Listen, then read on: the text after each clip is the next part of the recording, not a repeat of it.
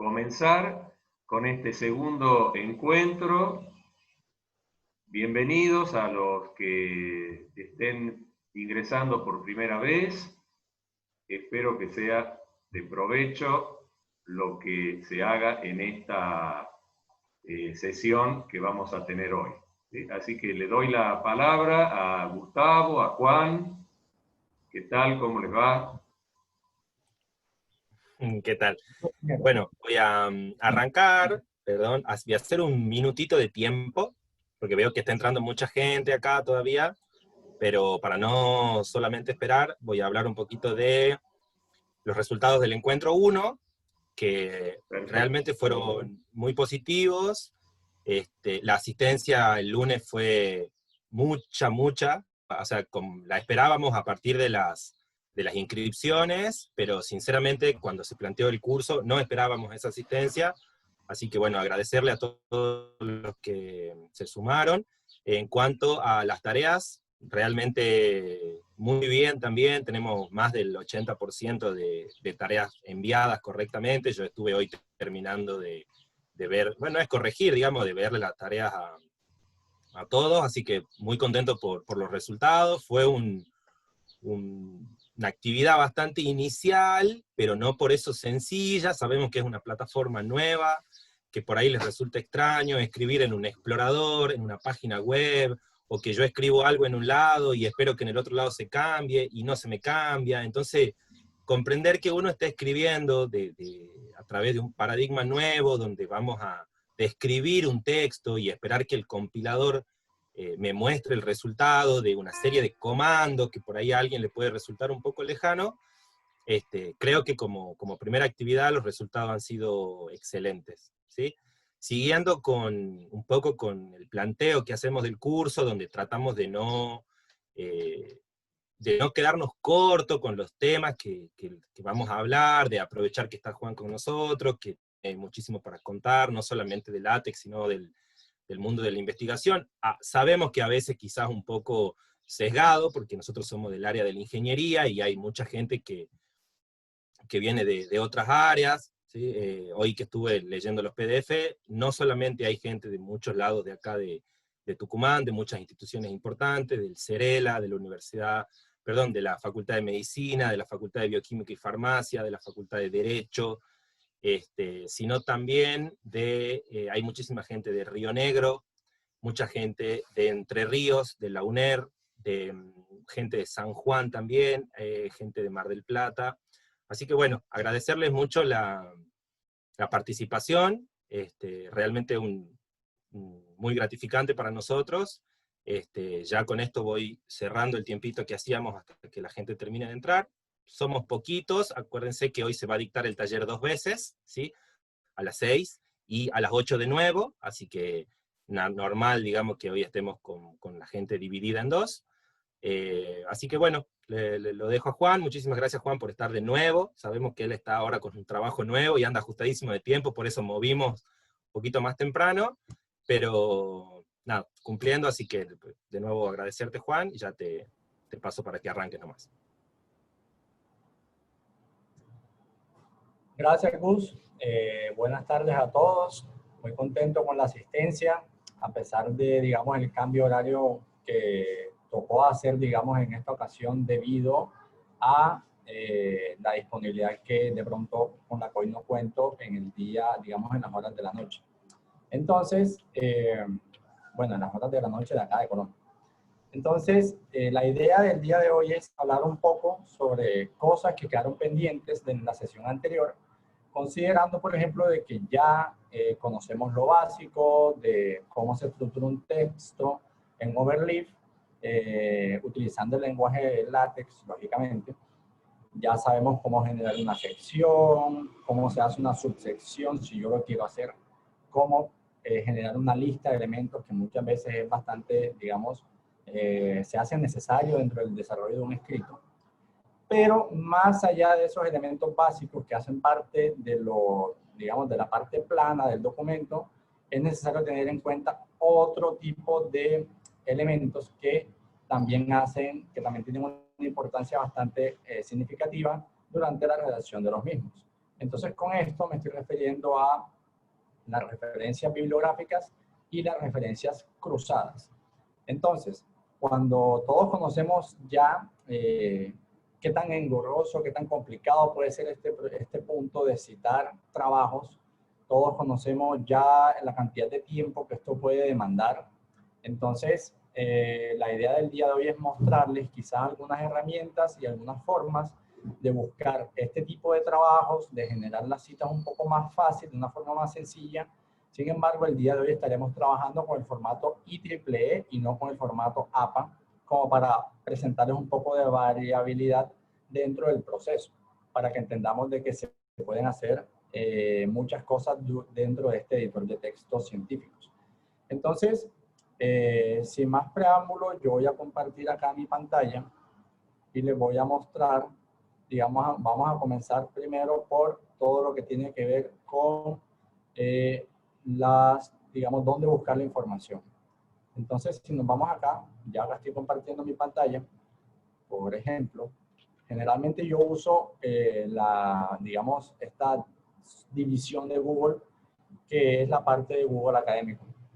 Entonces acá podemos encontrar la mayor cantidad de información posible que está en toda la web y además nos dan, digamos que algunas pautas o algunos datos que son bastante importantes cuando estamos buscando una referencia.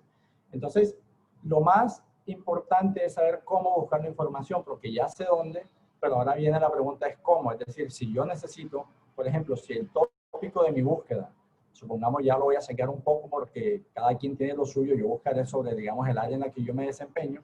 Si yo quiero saber sobre, por ejemplo, vehículos eléctricos, ya bien lo puedo hacer en inglés o lo puedo hacer en español. Y aquí debo decir algo, y digamos que es algo que no me enorgullece decirlo porque amo mi idioma, el español creo que es una lengua bastante linda, romance y un montón de cosas, pero al momento de buscar información es una barrera bastante importante. Entonces, no es lo mismo buscar electric vehicles que buscar vehículos eléctricos. A pesar de que sí existan un montón de resultados, la cantidad y el impacto puede que no sea el mismo.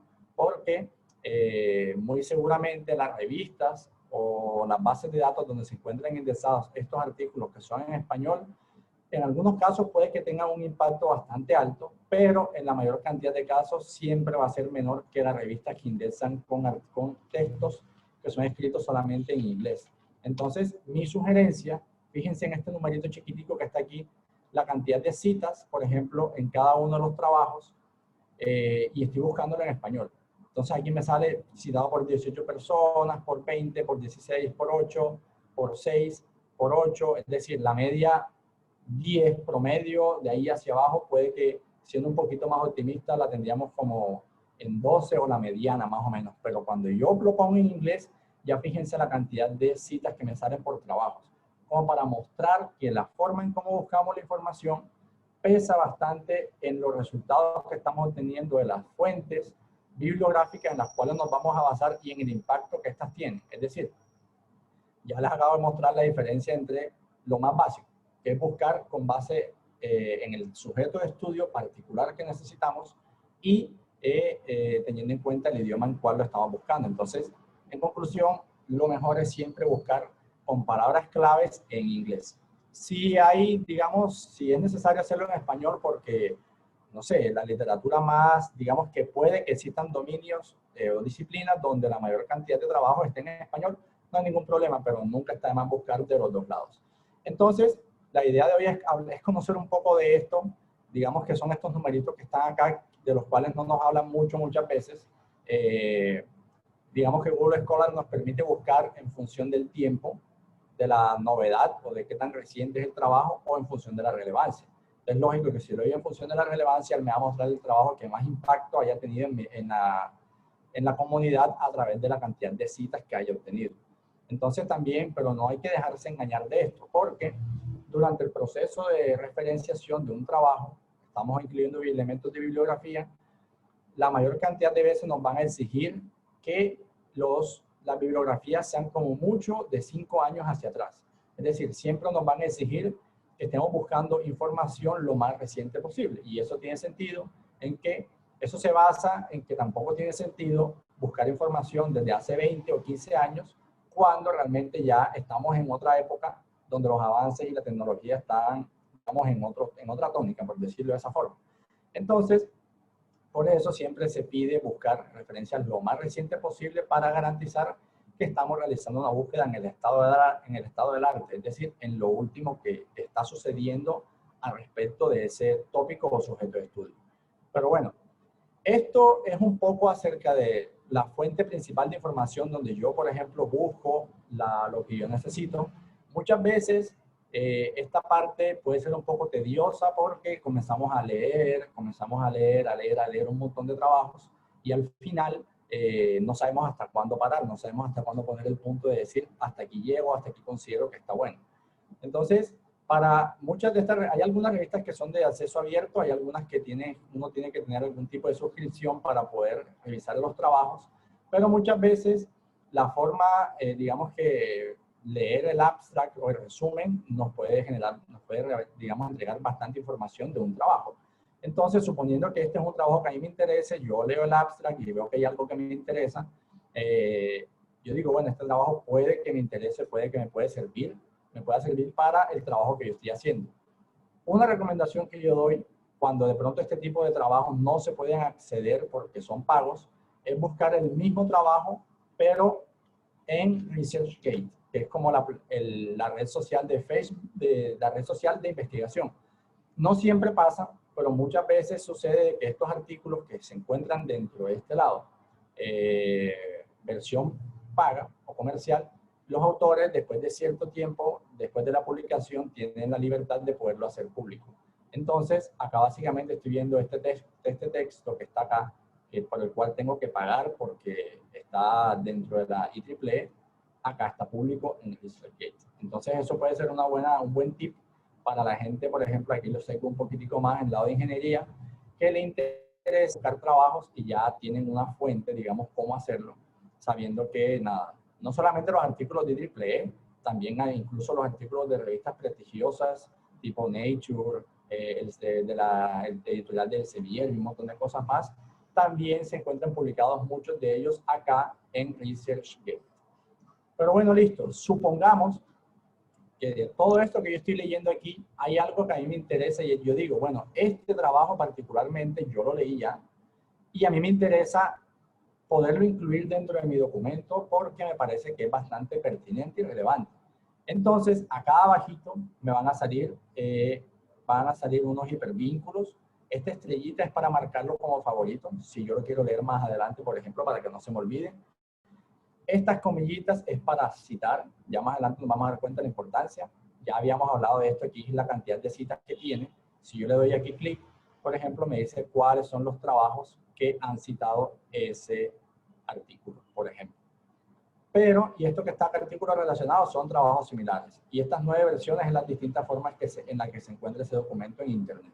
Entonces ya nos damos cuenta que capaz que este trabajo no está solamente en ResearchGate. Puede que esté en otras bases de datos también. Pero bueno, lo importante de este punto es centrarnos en estas comillitas que está acá. ¿Para qué nos sirve esto? Si yo le doy acá, por ejemplo, aquí básicamente lo que me está haciendo es como decimos dentro de los países vecinos, Argentina, Colombia, el machete, dentro de lo que podemos llamar la realidad de referenciación. Si yo estuviese en Word, por ejemplo, yo simplemente tendría que copiar esto y ya yo sé que automáticamente está en el formato APA.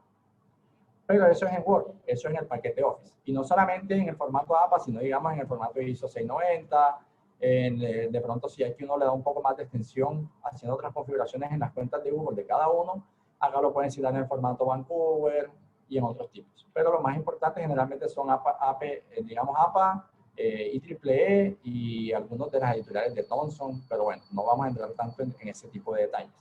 Lo importante aquí es tener en cuenta que cada vez que yo le dé aquí en este botoncito de citar, aquí debajo hay una hipervínculo que se llama BibTeX, que básicamente es el protocolo con el cual LaTeX y Overleaf funcionan para hacer las referencias bibliográficas. Entonces, si yo le doy acá, clic, básicamente lo que él va a hacer es cargarme la información bibliográfica de ese recurso. Aquí está un poco lento, tengo una conexión un poco problemática hoy, Pero bueno, aquí en resumen está, fíjense, nos dice, esto es un artículo, esto que está aquí en la primera línea es importante que lo tengamos presente en la memoria, digamos, ya sean las iniciales, aquí dice López 2010, generalmente ponen el apellido del primer autor y el año en el cual se publica, y esto que está aquí es la primera palabra del trabajo. Generalmente se organiza de esta forma, es como un tag, una etiqueta que tiene ese trabajo para poderlo encontrar dentro de toda la lista de elementos bibliográficos que tendremos en el documento más adelante.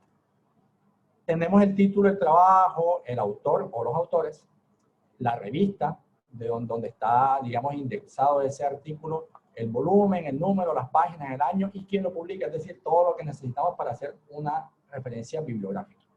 ¿Qué voy a hacer yo? La primera forma de trabajar con esto, con Overleaf, es para trabajar las citas, que simplemente copio todo esto y me voy acá a mi documento. En este caso estamos trabajando, repito, con el formato de IEEE, que ya no es un formato de una sola columna, sino de 2 columnas. Y yo lo que tengo que hacer para poder comenzar a incluir esos elementos es crear un nuevo archivo. Entonces me voy por acá, donde dice nuevo archivo, y le pongo referencias. Y no le pongo .text, sino .bib. Ya con eso yo sé que acá estoy creando un archivo nuevo donde voy a guardar elementos solamente que van a contener información de referencias bibliográficas. Listo, y lo pego. Entonces, así hice con la primera referencia.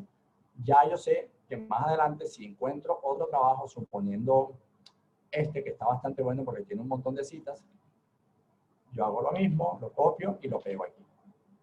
Ahora, la pregunta es, listo, está bonito, se ve bien de este lado, pero ahora, ¿cómo hago yo para que esa bibliografía me aparezca en mi documento con el cual estoy trabajando? Entonces, supongamos, ya esto lo habíamos manejado un poco, pero bueno, esto lo vamos a volver a hacer aquí. Sesión 2, por ejemplo, manejo de referencias bibliográficas y cruzadas. Suponiendo, para cambiar el título un poco, acá generalmente esta plantilla es para, nada, aquí lo ponen para trabajos cuando tienen más de un autor y cuando tienen diferentes tipos de afiliación. Entonces aquí si pertenecen a una facultad distinta, a la organización o universidad, ciudad, país, email, etcétera. Son datos ya digamos más generales. Entonces, lo que venga acá de información ya es lo que cada uno tenga como contenido, sea introducción, metodología, resultados, experimentos, ya depende de cada uno de ustedes. Ya más adelante también les explicaré cómo insertar estas tablitas, por ejemplo, pero lo más importante ahora mismo es que en esta plantilla, aquí voy a hacer un paréntesis y voy a hacer la pregunta a Gustavo si esta plantilla está dentro del aula virtual, para que estemos trabajando sobre lo mismo. Sí, yo cargué una plantilla de práctica, ¿sí? Que es parecida a esa, pero simplificada para la actividad de hoy, y también subí esa misma plantilla. Perfecto. Entonces, la idea aquí básicamente es que cuando entremos a este documento, si nos damos cuenta en la parte compilada, ya aquí me salen algunas referencias, que son las que él trae, digamos, como ejemplo. Sin embargo, cuando nos vamos, por ejemplo, hay algo que de pronto no comenté la vez pasada, y es que si yo doy doble clic acá en la parte derecha, él automáticamente me manda el equivalente en la parte izquierda del documento. Eso es como para ganar tiempo. Entonces, si yo quiero saber, por ejemplo, esta parte de la bibliografía, en qué línea el documento está, él me mandó automáticamente para la línea 277. Sin embargo, y aquí me encuentro, y aquí le puse un tag, un comentario como bibliografía manual, porque al final, si se dan cuenta, aquí lo que hace es que crea un ítem. Esta es la forma como por defecto lo hacen, pero no es digamos, no es la más óptima. Crea un ítem por cada elemento y aquí copian la información tal cual como ya había hecho. Es decir, hacen el copy-paste literal de esto, por ejemplo. Puede que lo hagan de esta forma y aquí lo pegan. Hacen eso. Así está en este punto. Sin embargo, esto puede ser un poco tedioso porque quizá aquí lo estamos copiando literal en formato APA y no es el mismo formato IEEE que ellos exigen. Entonces, para este caso particular, se puede dejar bien así sin ningún problema o se puede hacer de esta forma que es como yo lo prefiero, como yo pongo acá bibliografía automática. ¿Qué pasa? Que hay que agregar un comando distinto, una instrucción que se llama estilo de bibliografía. Y esto aquí normalmente viene en blanco. Pero yo aquí lo que le voy a poner es esta palabrita que se llama IEEE Tran que es lo que me dice que es el estilo de referencias de las revistas de IEEE. Entonces, automáticamente yo escribo esta línea, él va a entender que en la línea siguiente, donde yo le estoy poniendo bibliografía, lo que va dentro de esas llavecitas es el nombre del archivo que contiene mis referencias bibliográficas. Entonces, él va a entender que cuando yo más adelante haga una cita de este documento, digamos, de este archivo que contiene los elementos de bibliografía, él me los va a formatear a estilo IEEE. Eso es básicamente lo que está ahí haciendo en estas dos líneas. Entonces, vamos a hacer un ejemplo. Si yo, por ejemplo, quiero hacer una cita, vamos a escribirlo aquí. Supongamos que ya yo sé que este párrafo que está aquí es un elemento introductorio para la cita que yo quiero introducir, y yo le doy acá, Cite, y él automáticamente, ¿se acuerdan que le había dicho que había que memorizar o tener un poco en la idea más o menos cuál era la etiqueta de cada elemento? Porque aquí se necesita. Aquí necesitamos información para saber, por ejemplo, aquí me dice Chau 2008 Overview. Si yo le doy acá, él automáticamente me está arrastrando toda la información del elemento que está identificado con esta etiqueta, y si yo no me acuerdo, pues me tengo que ir de nuevo al documento de referencias y yo digo, y lo miro, este es este trabajo. Simplemente es una forma de etiquetarlo. Entonces, cuando yo le dé acá, yo automáticamente estoy diciendo, cada vez que cuando voy a recompilar, yo tengo que buscar ahora acá dónde está esta línea. Dice, aquí está. Aquí está. Bueno, entonces, si se dan cuenta, aquí yo estoy mirando este párrafo, que es exactamente el mismo que está acá. Aquí me lo está tomando como un signo de interrogación porque algo he debido escribir mal acá en la parte del archivo de bibliografía. Y claro, aquí me lo muestra como un signo de interrogación. Me pasé, qué pena. Me lo muestra como un signo de interrogación porque lo que él está haciendo es buscarme ese archivo, digamos, esa etiqueta en un archivo de bibliografía que no existe. Entonces yo acá le tengo que poner el mismo nombre que le estoy colocando en el archivo que yo creé.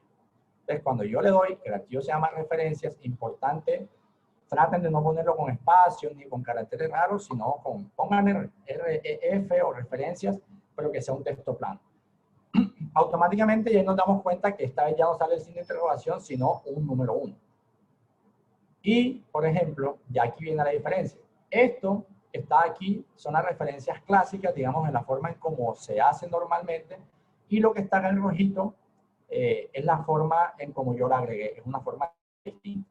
Al final es lo mismo, pero para mí utilizar esto que está aquí debajito garantiza de que la referencia siempre va a quedar bien estructurada, porque es la forma en cómo la misma plantilla toma la información de ese elemento bibliográfico que yo le estoy agregando y él automáticamente lo formatea y hace todo el proceso por mí. Es decir, yo no tuve que copiar esto a mano en ningún momento, simplemente copiar y pegar de la plataforma de Google Scholar. Entonces, así automáticamente yo hago con cada uno de los elementos. Es decir, por ejemplo, esto aquí ya no me interesa tanto porque lo que me va a hacer es generar confusiones. Yo lo voy a quitar. Lo de las referencias manuales.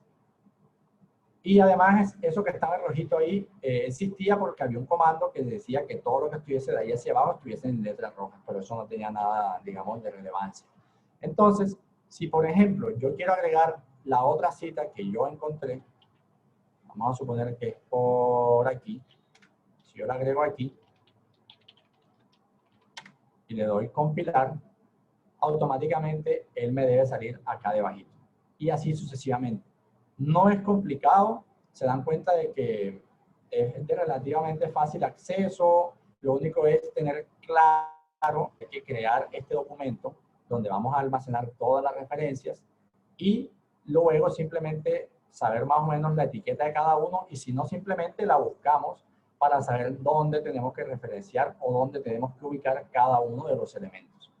Entonces, eso es por el lado de todo eso es por el lado de las referencias bibliográficas. Aquí no se preocupen, aquí salen unos signos en asterisco porque corresponden a elementos que estaban, digamos, con la antigua forma de citar, que era la forma manual. Pero como yo lo quité, por eso salen esos asteriscos. Sin embargo, nada, en este caso solamente estamos teniendo en cuenta los elementos que están en este archivo.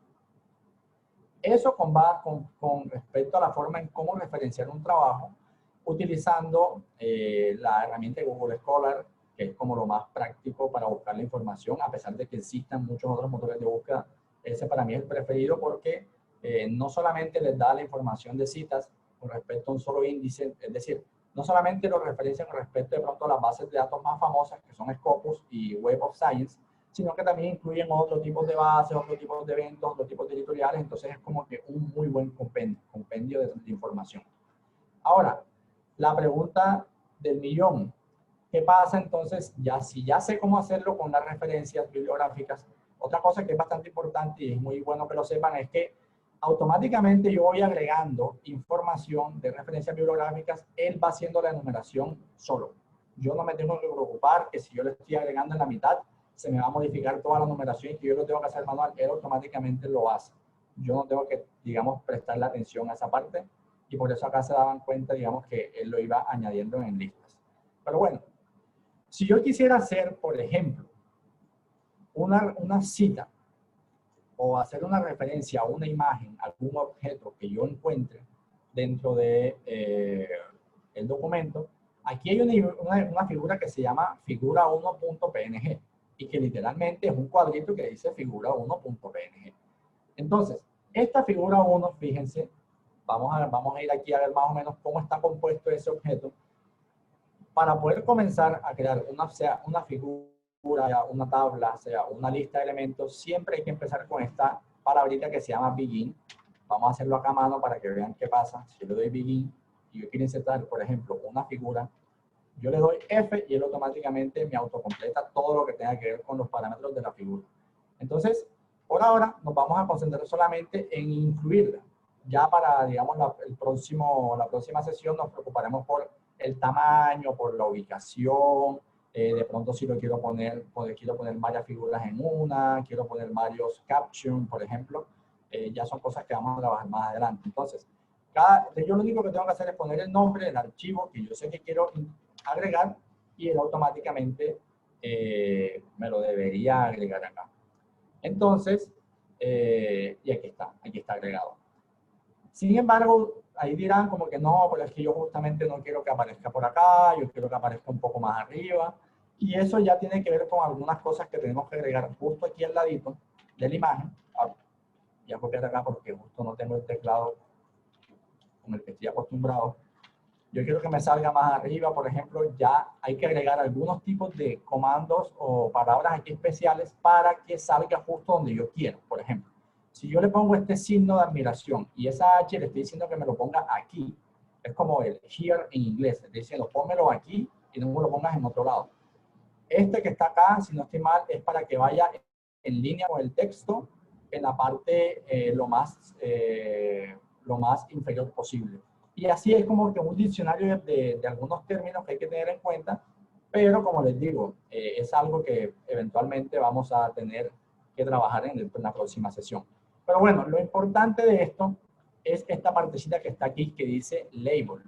Ese label es la forma en cómo yo voy a encontrar este elemento dentro de mi documento. Y el caption, pues nada, el texto que aparece debajito de la imagen. Si yo, por ejemplo, quiero utilizar, decir, ver figura 1, si yo le pongo ver, yo pongo figura, entonces lo que tengo que hacer es utilizar una palabrita reservada que se llama ref. Esa ref lo que me está haciendo es que voy a hacer una referencia a un objeto que ya yo tengo creado en mi documento. Entonces aquí automáticamente me va a mostrar todas las referencias o los labels que ya están creados. Y yo simplemente tengo que buscar el que yo sé que me interesa. En este caso, yo sé que mi objeto, yo le puse fit, entonces yo tengo que poner acá fit. Cuando yo le doy compilar, por ejemplo, entonces aquí está. Cuando aquí me está, automáticamente él me dice ver figura 1. Y yo aquí no le puse que era la figura 1. Eso es importante. Es decir, que si existen más de 1, 2, 3, 10 figuras, no importa tampoco, va a pasar exactamente igual con la referencia que con la referencia bibliográfica. Él automáticamente lo que va a hacer es ajustar el orden numérico sin necesidad de yo hacer esa tarea que se vuelve un montón de veces tediosa. Entonces, si yo, por ejemplo, vamos a crear varios objetos de estos y le voy a poner figura 2 y por acá voy a poner figura 3. Entonces, yo quiero, por ejemplo, escribir que sean varias veces, varias figuras, figura 2 y figura 3, y yo lo recompilo, él automáticamente me debe hacer ese proceso, sin yo tener necesidad de decirle cuál es el orden, por ejemplo. Porque ustedes se dirán, pero es que es porque ya yo le estoy diciendo que están en ese orden. No, él automáticamente, si yo pongo esta, aquí justo porque es la misma, pero si yo pongo esta en la mitad y yo le estoy diciendo que es la figura 3, él me lo va a interpretar como la figura 3. Entonces, aquí digamos que es como tener un poco del sentido de cómo lo estoy yo ubicando para que él entienda cuál debe ser el orden.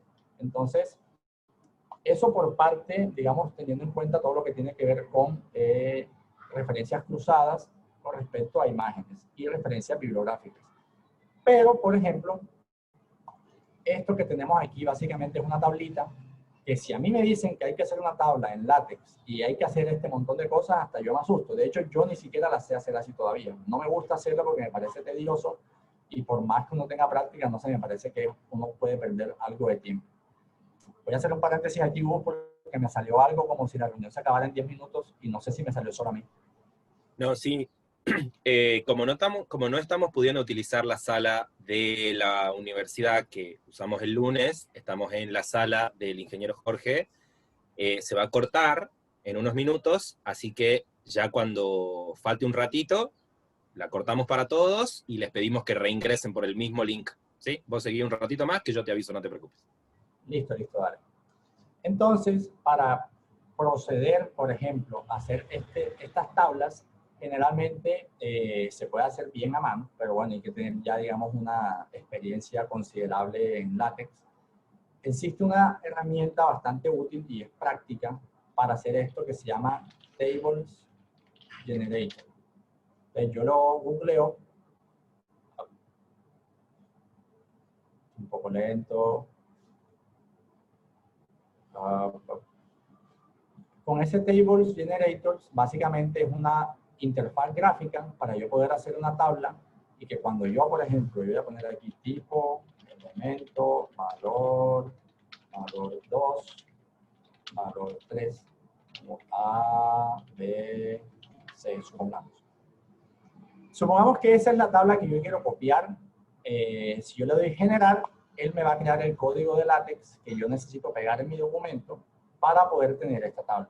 Sin embargo, aquí como me lo está mostrando es una tabla plana, es decir, no tengo margen, no tengo nada, y él me lo va a hacer tal cual. Si yo quiero ponerle márgenes, por ejemplo, le puedo poner aquí, o lo puedo seleccionar todo y le puedo dar acá, o le puedo quitar los márgenes, o puedo utilizar este formato de tablas que a mí me parece bastante interesante, que es el formato de libro, que él me lo toma de esta forma. Me toma simplemente como los márgenes superiores de la primera fila y me pone una línea inferior en la última fila. Entonces yo le doy generar y él automáticamente me crea el código que yo tengo que pegar en el documento para poder visualizar esa tabla. Sin embargo, cuando yo le doy aquí donde dice estilo, digamos, de libro, me pone acá un comentario que dice, por favor, para poder ver esta tabla es necesario que en el preámbulo del documento se agregue este paquete. Cosa que no sucede si yo lo creo con estas, digamos, las tablas por defecto. Entonces, es algo que hay que aclarar porque cuando lo vayamos a copiar, por ejemplo, acá en el documento, supongamos que lo voy a pegar aquí, él aquí me lo está diciendo, que hay que añadir este paquete en el preámbulo, entonces yo lo que tengo que hacer es quitarlo del comentario y ponerlo por acá arribita donde están los demás paquetes. No es nada del otro mundo. Y yo recompilo. Cuando yo recompile, él automáticamente me va a incluir la tabla que yo le acabo de pegar. Entonces me va a decir, listo, pero es que no me gusta así porque no está centrada. Entonces acá, justamente aquí, debajo de la primera línea de la tabla, yo le tengo que decir que me lo centre con el comando center. Y él automáticamente me lo va a centrar. Y listo, otro comentario dicen, pero es que no tengo información para poder decir qué tipo, digamos, que tengo en la tabla, no tengo el caption.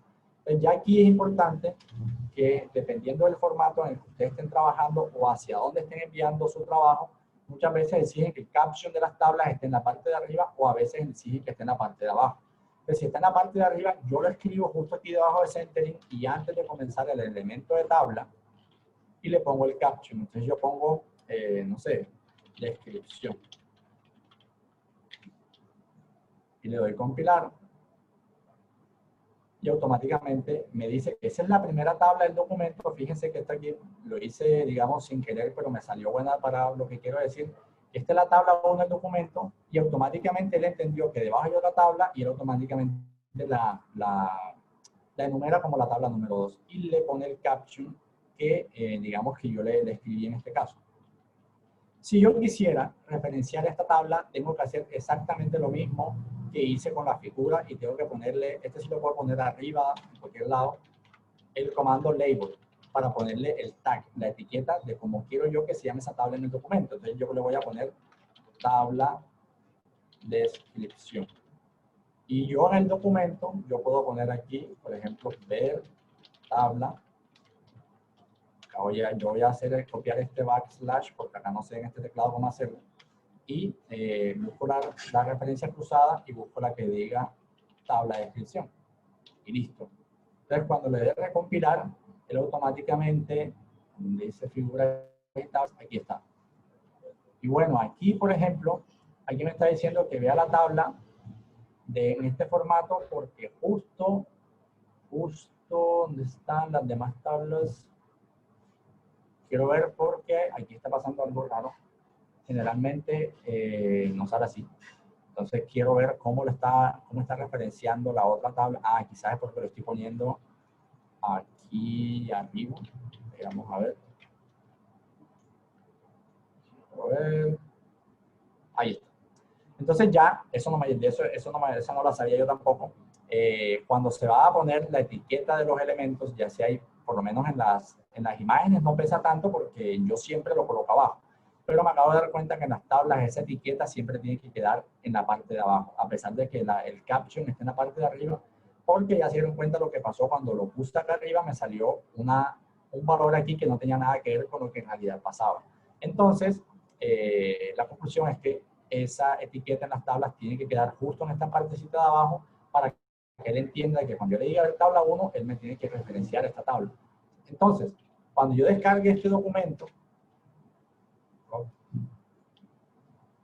yo tengo que verificar que aquí, bueno, aquí porque no está habilitada la opción de hipervínculos, pero generalmente la versión final de estos trabajos en IEEE, cuando uno le da clic al numerito, él manda enseguida directamente donde se encuentra el objeto. Entonces, Gus, yo creo que, no sé si cortamos ahora para poder iniciar la próxima con continuidad. Y quedan ahora unos segunditos, ya avisamos por el grupo, bueno, a los que nos están escuchando, ahora vamos a cortar la reunión y ingresamos en 2 minutitos de nuevo para recomenzar. ¿Vos cómo vas? ¿Querés que ya hable como si yo fuese a continuar después del corte o te falta un ratito más?